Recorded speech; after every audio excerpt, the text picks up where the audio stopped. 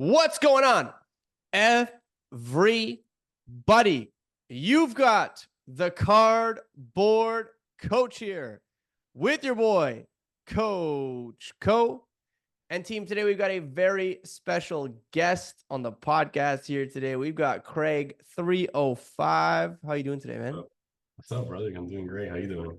I'm good. For those of you guys who don't know, Craig is like actually a really good friend of mine. So, it's been wonderful to watch you grow in the space, and that's kind of why I really wanted to have you on. I have a lot of experts on. I have people who are like top of their field and talk, especially in the hobby. Recently we've had like Card Collector 2 Ryan on. We've had the gentleman who was talking about CGC graded Sports Illustrated magazine. So like a lot of people who are experts in their field. And I think it'd be really cool to talk about someone who just came back into the hobby, by choice, could have chosen anything and chose the hobby. I think that's a cool experience. Not to mention I've been with you at events and just like seeing your face light up. It really helps provide perspective for someone who's like in the industry, in the hobby regularly, full time. You know what I mean? So I'm very excited to have you on. So appreciate you taking the time. Thank you, man. No, definitely. I feel like, I give a different perspective because I'm not really biased, man. Like you even mentioned it one time when I was talking about tag and how awesome Yeah. like rating is. Yeah. People are probably not considering tag because they're not one of the major authenticators, but I think their slabs are amazing. And I'm just saying that just from design, different ways that I'm looking at things. PSA, of course, is amazing. And I've been dealing with PSA forever because before I did any of this stuff, I used to collect autographs, and autographs, PSA was still the standard then, Yeah. back there. Then you have the other ones like JSA and stuff. But if it wasn't PSA, like I didn't want to buy it. So I knew about PSA before they even got into the card grading business. But yeah, like I look at things, I feel completely different than someone that's die hard in the hobby and obviously does it for a business. Yeah. And yeah, like to your point, like I think that is so special, and it's like something that it's a perspective that's often lost, especially because it depends on how someone enters the space.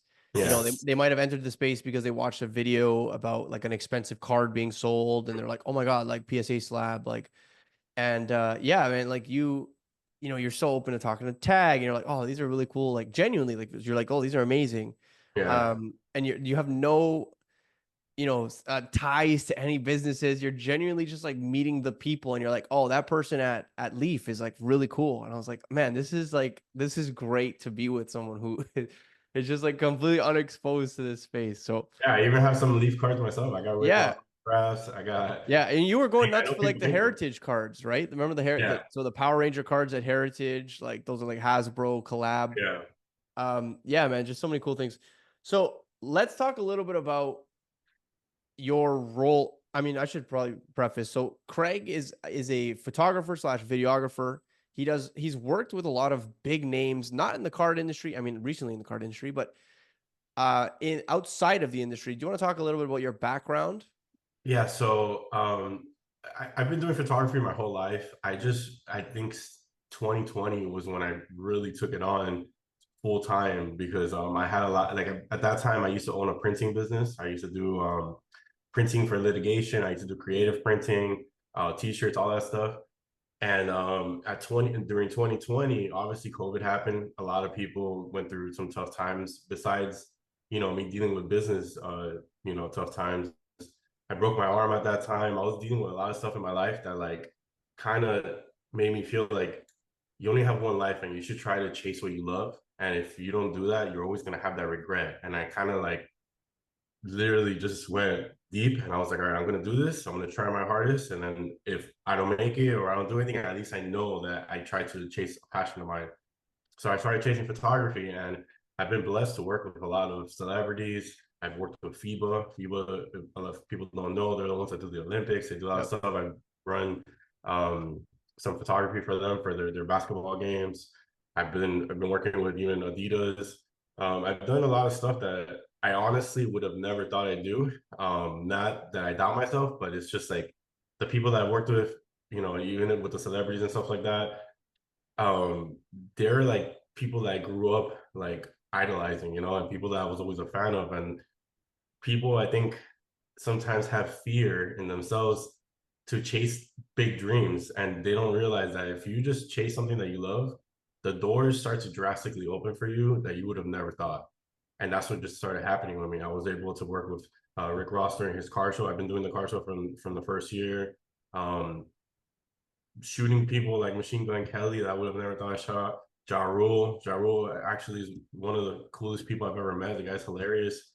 Um, and have these relationships with people that I would have never thought. But going to the hobby, I always been a collector my whole life. Like I started with Pokemon. Pokemon was one of I guess in the trading card industry, one of my first types of collecting. And then I moved on to I did basketball. I've been doing Topps Chrome forever. Um, I collect Funko Pops. A lot of people don't even know what those are. I have something I'll show you. Like these are let me see if I can take off the blur. Give me a second. That's okay.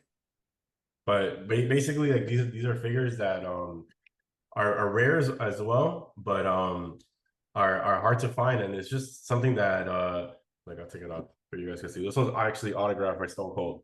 Oh, that's sick. So yeah, I'm glad so you took it off for that. yeah, no, I wanted you guys to see it. So I love that. I definitely have like different ones. Autographs, like I said, it was something that I was collecting from the beginning, but the Funkos kind of caught my eye during COVID, stuff like that, because it may seem stupid, because it's just a little figure, it's like a bobblehead. But this is one of the few companies that allows you to really express whatever you love, because Yeah. these guys have licenses for everything. Like Yeah. another one I'll show you here, Star Wars. This one's signed by Hayden. And I met him. This is the one with anyone that's a Star Wars fan is gonna go crazy about this one, because this is when he has the yellow eyes, he's going crazy, and he literally wrote, "You underestimate my power." So these type of things So to wait, you me, got that inscribed? yeah, he described it for me, and it was funny because in the line, Ooh. this was a con that I did, one of my first cons. Yeah. The people that were doing it, they're like, "Hey, that's too long. He's not gonna write that." And I'm like, "All right, then I'm just gonna talk to him and see what's up." And I told him, and he was super cool about it. So um, it's just I feel like that right there is a perfect example. Never take no for an answer, and never be scared to like talk to. I talk to these celebrities and people that are, considered high stature as normal human beings, and I feel like that's the key. Like if you Yeah. talk to people, you want to be treated and treat them that way and talk to them that way, you're gonna get that back. And I feel like I've been blessed to always get that back with people I deal with. Yeah. And perfect Yeah. example right there. Yeah, I that think you're I Funko's think I think something you're random. spot on, man. Like I think it's like you want to be providing them with value too. Like these people they provide value all the time, and they're like Yeah, in a one-on-one scenario, they're like I don't really want to be the person kind of pulling. Um, and so if you kind of meet them on the same level and you're just like, instead of me asking you for anything really, like let's just yeah, shoot the shit. Let's just like be people together, like you end up fortifying relationships and really getting, some good stuff out of people, just like some genuine dialogue. And you get to really see these people for more than just what they are, behind screens typically. exactly. I had no idea about the Funko stuff. I love that. Although Yeah. it doesn't surprise me. Um, yeah, man. So talk to me about the transition into the space. Like you said, you were going to cons before. So yeah, so the When cons did is that something. start? Well, forever. Like every time that there was a con around, at least in Miami, I would go. Miami doesn't really have huge ones, so I can't really say that they've been amazing. I've gone to a mega con in Orlando. Orlando does a better job with their cons. My dream is definitely to go to San Diego Comic Con or New York. That's definitely something that I have on the bucket list that I will do soon. And the good thing about those shows, especially like San Diego Comic Con, like if you're a collector, they have releases of everything that are so exclusive to that con, and they're so hard to get. And the Funkos, I've always gotten those because I knew people in California and stuff like that, so I would get like the ones specifically from there. So they'll have like the little sticker stuff like that, and Funko is it's a game of stickers, bro. That you can have the same Funko and it looks exactly the same as the other one, but the sticker is what people are chasing. So it's just like in the hobby, the type of grading. Yeah. Everybody prefers PSA like that. With the Funkos, if you don't have that right sticker, people are not paying that same price. So I would chase those, and I just enjoyed going there. I love seeing people dress up. It's just it's fun, man. You know, and then going with you now, like to the national to me, it's not that type of a vibe, but it is just as fun. And I feel like you get to see things that you've never seen ever. You know, like Yeah. crazy. Like talk to me about your first experience at the national. That was awesome. I would have never thought that I'd see um like upper deck with those crazy pieces that they had, you know, and the pop-ups that these people were doing, like Golden, seeing the Jordan cards at PSA. Like it's definitely a place to go if you want to see one of a kind items that you probably will never see in your life, because unless you're purchasing them, like this is not something that they're for sale anywhere. And Yeah. most of the Yeah. time, they're from private collectors, so they're just displaying it. Yeah. That was a really cool thing to see, you know, and see all types of sports. Like they were definitely very represented there. You you met Jason Page. You met That was Gary fun. V. Gary Vee. That was really an awesome experience, and he's such an awesome guy. But he's someone that I definitely have been a fan for a while, you know. And this is what I'm talking about. Like when you start to do things that you love, it's like the doors start to open up. So this opened up to a door of meeting someone that, you know, I've taken his advice for such a long time, and definitely got me through a lot of tough times with his positive messages. And to actually see him and have a conversation and you know, interview him is nuts. And the interviewing that I've been doing is just out of fun. You know, it's not like I'm here trying to be an interviewer or anything. It's just I'm there. I want to talk to the person, and that's why I do it. But yeah, it's been a blessing, man. It's been crazy. Yeah, I think for me when it really clicked that like, man, this guy is just like such a just genuine sponge in this space right now is like when we were at the Fanatics event. And you know, there was kids at the event, there was obviously adults and stuff, and people were winning prizes. And you see someone like win a prize, come off a stage and be like, whatever, you know, like this is like how much is this really? I saw people looking up like prices on eBay and stuff for like what they just won. Yeah. And I mean, I was with Amano and we looked and we were like, oh, that's Craig for sure. You were like you were having a you were yelling, you're like, yeah, I won. And, like we were all so happy for you. And it was just yeah, I think that was like one of the moments where I was like, okay, there's a lot of things that happen in this hobby that a lot of us take for granted every day. You know, much like the tag stuff and the, Yeah. you know, sometimes, you know, even at CGC, like CGC was giving out free slabs, and there was like people that would walk by like, oh no, thank you, I don't want that. And you're like, man, what are you talking about? Like this is like a Yeah. Look, CGC card, like I got some here, and you helped me get some of these too. I ended up getting them signed by Andy Friedman, so this was one of the ones from the National, yeah, Jason. It's crazy. You see, look, from the National, and we go to New York, so I feel like things just connected. yeah, yeah, yeah, At this one, Aaron didn't even care about. He was talking smack about Cleveland, but yo, this is a memory for me, you know. yeah. Of So course, it's literally the I value these national. things, you know. Yeah, It might not be worth a lot to people, but to me, it's more about the memories and the moments, you know, and like these little things, it's like encapsulating those moments. You know, you're always gonna remember it, or hopefully you always remember it. But things like that just bring you back right there to that moment. So I always try to get little things. Like I know I told you from the beginning, I'm like, oh, I'm trying to get like things from here because it's for that. It's not yeah. that I'm looking for anything value wise. I'm just looking for things that are gonna bring me back to there, you know? Yeah. And again, that's where like just like the genuine connection to like collecting is like there's just so much right now about like this card's up, this card's down, and flip this card. What's the comp on this? Like, and there's room for that. I'm not saying that there's not, and it's a big part of the hobby these days, but like to just see someone go through, jump into the hobby again, and just to truly be like a collector and to a certain extent just like hoard stuff is like actually really cool, you know? Talk to me Yeah, for about sure. Fanatics. Go for it. Yeah, keep Basically going. a hoarder almost. Where do you keep his stuff? So I have what I used to when I had my own place before I had a girl, I had them everywhere. So my whole space was literally a freaking pop culture space. I had my autographs hung up, stuff like that. Definitely now, when you live with someone, you try to balance things. So Yeah, yeah. I got like a closet that opens up, has all my rare ones, and then I got like a storage that I have them set up nice there. And when it comes to the Funkos, like I don't just keep them. Like I try to sell them too, but I try to sell to like maybe get me something that I like more, Yeah. or try to go up and get a more rare one, because some of these are really expensive. Like I have, let me show you this one. This is a doc that I just got recently. Dr. Brown from Back to the Future. Yeah. This is from Comic Con. From, I don't remember what year. It's an old one. This is like $1,000 pop, bro. So this is Really? yeah. These things are super rare. They're hard to find. So then what I try to do is, if I really like one, what I would do is I would try to buy two of them. I'm like, man, this one's really good. I know it'll probably go up at some point, and then I'll use that money that I make on the second one to try to get me a more rare one and try to break even at least, and Yeah. bring, you know, the So you're cost. not always constantly putting money into it.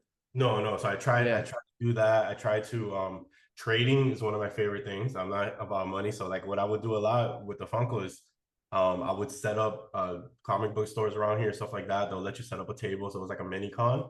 And I'm the one that's always trading. So people come to my table and I'm so down to trade. So whatever they like. And usually my table has so one of the biggest collections, but there's stuff that most of them I already have, or I don't want, you know. So like I'm so willing to trade for whatever. And I usually end up getting some really rare ones sometimes that if you would have bought it, it would have cost so much, but I didn't Yeah. get it, you know. Yeah. So that's what I try to do. And I feel like that's a fun part of the hobby, is like trying to chase these deals and these steals that kind of just bring some more excitement besides getting a piece that you really want, you know. Yeah. Or just like outright paying for something. Do you know Yeah, what I instead of mean? Because outright like, paying, you make a deal. yeah, because like a trade is pretty special because two people have to want something that Yeah, that you know what I mean. They're like willing to part with something, and it actually means a little bit more to the other person. If we're not just talking strictly dollars and cents, like that actually becomes like a pretty cool transaction. We're like, I actually have too many of these. I want that. You yeah. want this. Like, let's make a deal. So that's really Yeah, cool. in the trades, I feel like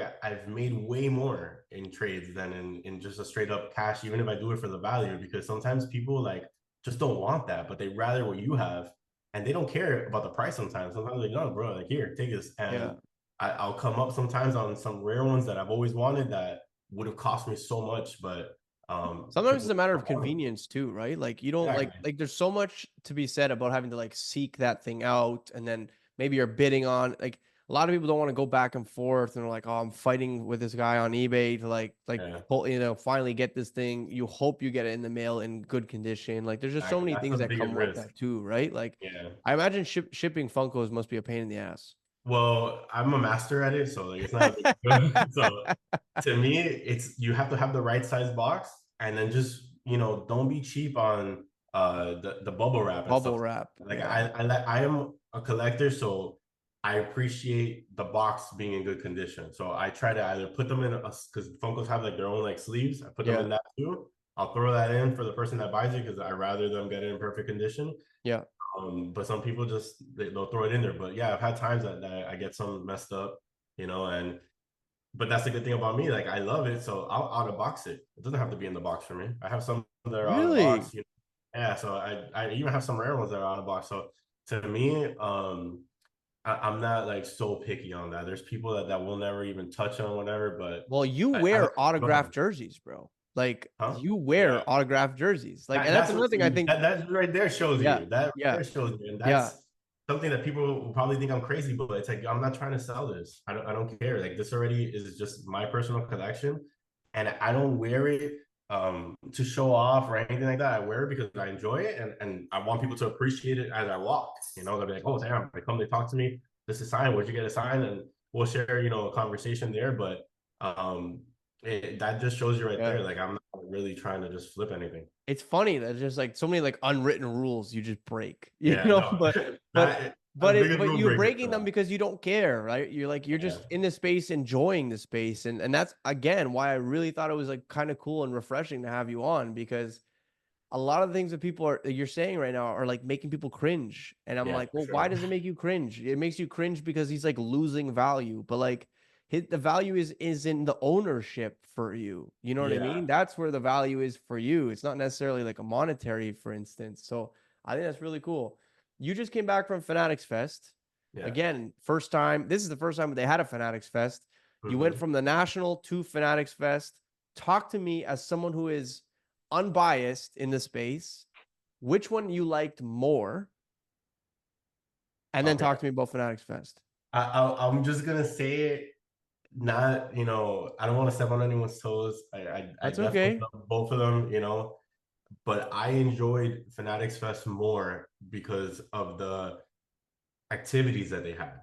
As a seller, I've talking to people and stuff like that. I don't think that they liked it that much because they felt that they were separated from the Yeah, they event. kind of got like put in the corner, right? Yeah, so Yeah. it was basically like the whole trading section and cards, and then it was the event. I think Fanatics will do a better job trying to incorporate them together. This is the first time, so I think it will get better. But as a person just going to the show and enjoying it, um, it was amazing. They had a UFC ring. Like, when do you ever get to go into a UFC ring?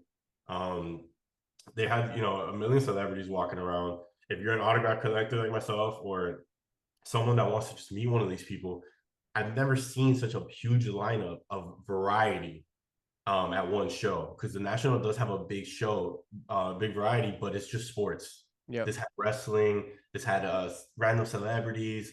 So like that was really cool for me to see. And the spacing, like I don't know if it's gonna be the same in every venue, but that thing was massive, man. All the activities that they had, like, I don't know how many steps I put in that day, but the steps were high, man. I It was was I was told walking. there was no lineups for bathrooms or for food. Yeah, because it was, at least in that venue, it was really spaced out. So like there's a lot of bathrooms. At the National, it took a while, but that was it's also too, I don't know the count, but I definitely feel maybe Nationals have more people, but Fanatics did have a lot of people. So it's hard to tell if it's the venue bigger or it's just the amount of people. Because man, that Saturday at the National, man, that was a lot of people there. So, and even from the outside, you saw when we pulled up the line that went wrapped around the building. It's a Crazy. massive building. So Yeah. I don't know the count on the people, so I don't know which one had more, but definitely it felt I feel like calmer at Fanatics Fest, but we'll see when they release numbers and really who had the most people, stuff like that. Yeah. What you talked about like the activation and activities. Like, what kind of stuff did you really gravitate towards? So I'm a wrestling fan, so I definitely did the wrestling entrance. That's something Nice. that WWE does at their events. So I guess they incorporated it with them. Yeah. I did the UFC ring. That was awesome. And I really which in a lot of shows I feel like I don't have time to, but this one I tried to make time to. The panels. But the panels at this show, it wasn't like in a secret room or anything. Like, it was like right in the center. And I thought that was really cool. So it's like you could pass by, see it a little bit, and then keep going, and enjoy the show. And I definitely like that a lot about Fanatics.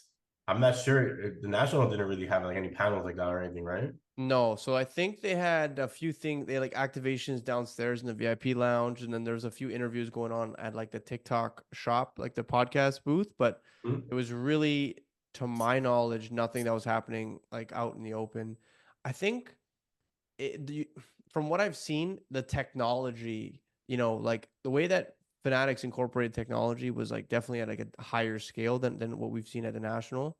Yeah, Because for sure. even with those panels, like there was like giant TV screens above, and like Yeah, it was anyone could beautiful. watch that. Whereas like even if the National had everyone in the middle, I just don't know if they had the capacity to Yeah. like make the audio work. And you know what I mean? There's like, not to say that they're incapable, but I think it really, and this is as someone who's like viewed Fanatics Fest entirely from the outside. Um, it really just looks like an old school versus new school kind of thing.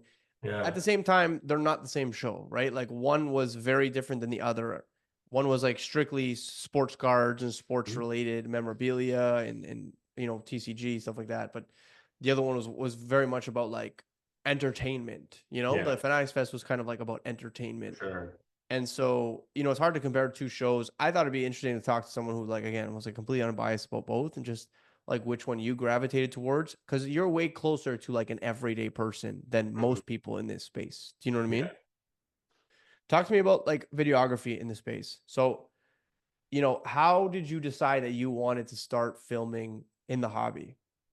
Okay, so that just goes back to doing what you love. So since this is something that I love, I was like, man, maybe I should just, team up with some of the guys that constantly need videography, help them elevate and still being out in the space. So now it's like I'm there, I'm helping someone else do something that they need. And then I'm still doing what I love in photography and videography, but now I'm doing it in an area that is something completely different, but it's something that I really enjoy. So I get to walk around and make some purchases myself, get to meet people like the Gary V interview. I even got to interview Michael Rubin and ask him about future shows. So it's like it kind of allows me to do other things that I enjoy at the same time as doing the camera work, and that's awesome. So that's why I feel like I kind of went towards that. But it for me pretty much started with Hobby Slam. Hobby Slam, they do a great job out there, and they were one of the first ones that like reached out and they're like, look, like, we want you. We want to have great content. We really want to invest in this, and I feel like the hobby influencers and card shops and everyone is starting to realize like, yo, like we need to elevate our content. We need to um have someone there like how these celebrities have, but for us, and help us capture these moments that are irreplaceable. Like these type of moments happen quick, and that's something that I feel like I pride myself in. Is I like to capture things candid, so I'm there constantly trying to record, constantly trying to shoot, and I feel like that's something that people really need, especially in a growing space like this. Yeah, it's funny. Once I realized that, I've been like yelling it from the rooftops, like especially when it comes to like card shop owners or like big events coming up, like Topps Hobby Rip Night's coming in a few weeks, and I've been speaking to a lot of friends that are shop owners, and I'm like, there is no reason why you shouldn't have a videographer there the entire Yeah. time, because there's gonna be so many special moments that take place between like mother son, father Yeah, daughter, father father son, like brother and like two brothers, just like shopkeeper, and there's so many quality moments that are going to take place. And it's not saying that you can't have these quality moments take place without a camera, but you kind of want that. I think you do an amazing job of really showing what's going on, and that's something that people don't really take into account when they're holding a camera, for instance. They're just like, oh, I'm mm-hmm. just going to record this moment. But I think you have a really good job of framing and kind of like painting the picture, and that's something that videographers and photographers do, especially if they're really good. They do without even really thinking too much. Do you know what I Yeah, mean? It's yeah, something that the average person can't even really fathom until they see the difference and they're like, wow, like just like even point of views and stuff. Cause like that changes the entire complexion of a shot, right? for sure. Yeah, for sure. But So to that point, something that I feel like someone like myself, like I can't speak for everyone, but I feel like I find moments sometimes that the person that I'm working with might not see because yeah. they're so into that moment or busy that I'm able to like direct them to them, look, this is gonna happen right now. Let's do this. And I feel like you need that help. There's only so much that you could do by yourself if you're doing it with your phone or whatever, that you miss out on stuff. And if you don't have someone constantly with you, you're really missing out. And I understand, there could be budget, there could be something that you can't really like afford it. That money is going to come back 10 times more for you. It's basically an investment to yourself. And if you up your quality, you're going to start getting brand deals. You're going to start getting shops, people that want to work with you just because of the stuff that they're seeing. So whatever you're spending on that camera person, you're gonna get that back 10 times. Like you gotta look at it as an investment to yourself. Don't feel like you have to do it yourself just to try to save some money. Maybe in the beginning, obviously some people have to do that, but once they see like, okay, man, maybe if I can invest just maybe not the full day, but if I have a guy half a day, that Yeah. half a day is Yeah. gonna be something that you're gonna have for months of Yeah. content. You're Yeah. gonna capture so much things. Yeah, I agree with you. I think, and it's hard because especially with a business, you think very much in like ROI, right? And like, does this directly bring me, we like tying things directly to a specific moments, or, this link got us X amount of money, whatever the case may be. And I think especially in this day and age with social media and building brand, I think there's just a lot that we haven't quite figured out in terms of like how to translate that financially. because like Mhm. building brand is integral. But there's also not really an ROI. Like it just takes time and it takes like a lot of quality and a lot of value. And if you kind of combine all those things for a large period of time, like all of a sudden you kind of that ROI naturally comes. Do you know what I Yeah. mean? So I think, if anyone out there is scared of taking the leap and investing in a photographer or videographer for a special event they have coming up, or they have a trade night or a games night, or they're going to be heading up a show, whatever the case may be, whatever the moments they think that they want to capture, like I can definitely tell you that it changes everything. It changes everything. It allows you to kind of be as the person that's being shot. Even it allows you to kind of focus on those like interactions instead of like Yeah. trying to find the shots. Yeah. Be You can yourself, be really. you can be very genuine with everyone instead of having to worry about like, okay, I need content, or I need a shot, or I need to pull up my phone and I need to start recording, or hey, can you record me while I'm doing, like it just becomes very kind of cumbersome, and you're wasting a lot of energy by doing that versus having someone who knows what they're doing, is very good at what they're doing, and is able to tell the perfect story, right? Find those moments that you're not able to see. So Yeah, yeah, like man. even speaking with us, I feel like I become, at least myself as a cameraman, I don't know if everyone does this, but I become a representative of my client. So I'm there trying to represent them and make them look good. So like remember when we were doing the B-roll for the tops, the opening, Yeah, I was like, let's stick around and see if we can get someone. And I'm yeah, already talking to a person. I'm like, hey, yeah, look, this coach. yeah, He's in the space. I give him a background already on you. So I'm in front of you, representing you. yeah, And then now we have a video to happen yeah. because And that was one of the best videos we got, right? So yeah, no, that one, the one of the boy from Miami, yeah, with the yeah, man. Wemby, and this that was someone that we weren't even together. We were at completely different spots. I think I was gonna go grab some food or something, and I just meet this guy. He came to me with the Heat jersey, see the signs. Yeah. So it's just like I feel like sometimes things are All kind of comes together. You wearing the yeah, and then autographed he's jersey, telling me you know what this. I mean? I immediately was like, "Hey, I'm here with Coach. Like, you need to talk about this. Let's get you together." And the guy was like so happy about that. Probably never, like you saw, he never thought he'd get an interview. And to me, like that's the best part about it. Like just making these special moments happen for people. I'm helping my client. I'm making someone happy. Like Yeah. to me, that's priceless. Like that's why Yeah. I do it for that, just to make other people happy, not just myself. And at the same time, I'm blessed that it's making me happy as well because it's something that I love. Yeah. I mean, obviously, I hope that people can kind of feel your passion. I felt it from the minute I met you, so I love it. Craig, brother, if anyone's looking to book you, they're convinced that they've they've heard how passionate you are in the space and just like how you are as a human being, and maybe they want to sell you Funkos. Like, where can they reach out to you? Hit me up. They can hit me up on Instagram. Instagram is my main platform. I'm on TikTok everywhere as well. It's Craig305 with a K, KRAIG305. And you know, I know they're gonna go on my page and they're gonna be like, damn, this guy is, too high up for me. No way that he's gonna work with me. I'm willing to work with anybody. I work with any budget. I love what I do, so I'm not here trying to become a millionaire off one client. I'm more about building relationships, building long, relationships between me and my clients. So um it's not really just about making money for me. It's more about creating and helping other people elevate as well. Love that, man. Team Craig 305 on all platforms. I'll make sure to tag him in the description. I hope you enjoyed this week's episode of Cardboard Coach. I know I did. Craig, man, appreciate you coming through. The boy Tony is gonna sign out.